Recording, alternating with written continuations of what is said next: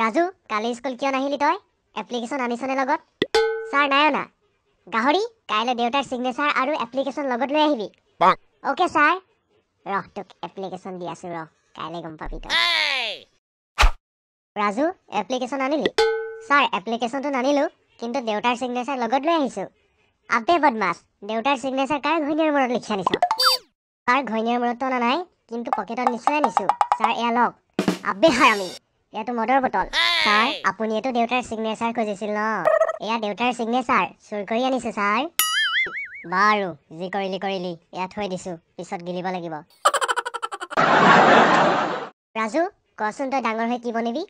sir মই প্ৰধানমন্ত্ৰী হ'ব বিচাৰো আৰে ৱাহ এয়াতো বৰ গৌৰৱৰ বিষয় বাৰু কচোন তোক যদি 5 মিনিটৰ বাবে প্ৰধানমন্ত্ৰী পাতি দিয়া হয় তেনেহ'লে তই কোনটো কাম প্ৰথমতে কৰিবি ছাৰ মই যদি 5 মিনিটৰ বাবে প্ৰধানমন্ত্ৰী হওঁ তেনেহ'লে চাদা আপেলি বনাই বিন্দাছ বহি থাকিম ছাৰ আবে কুকুৰৰ জাত এয়া আকৌ কেনেকুৱা কথা হে আৰে ছাৰ কি ক'ব আৰু 5 মিনিটত চাদা আপেলি বনোৱাৰ বাহিৰেনো কি ঘটিত কৰিব পাৰিম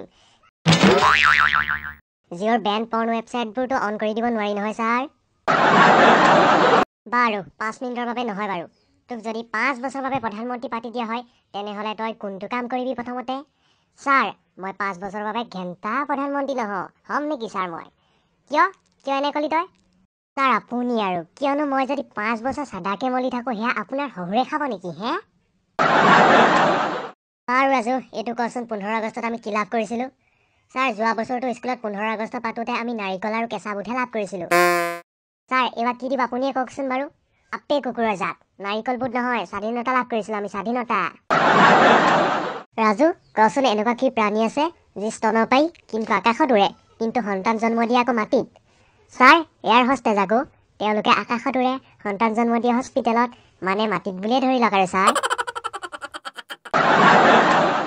ৰাজু তই যদি ইমানেই স্মাৰ্ট এইটো কচোন প্ৰথমতে মাদ্ৰাজ বুলি কোৱা ৰাজ্যখনক বৰ্তমান কি নামেৰে জনা যায়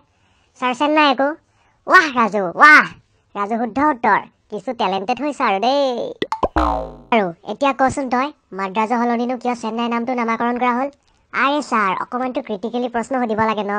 বাৰু আপোনাক মই চেন্নাই কিদৰে হ'ল সেইটো কৈছোঁ শুনক ছাৰ যিহেতু চেন্নাইৰ মানুহবিলাকে লুঙি পিন্ধে ছাৰ আপুনিয়ে কওকচোন বাৰু লুঙিত চেইন থাকে জানো সেইবাবে মাদ্ৰাজৰ নাম কৰি দিয়া হ'ল চেন্নাই মানে লুঙিত চেন্নাই অৰ্থাৎ চেন্নাই বুজি পালে নহয় ছাৰ আৰে ৱাহ ৰাজু তোৰ পৰা মই এয়াই আশা কৰিছিলোঁ আৰু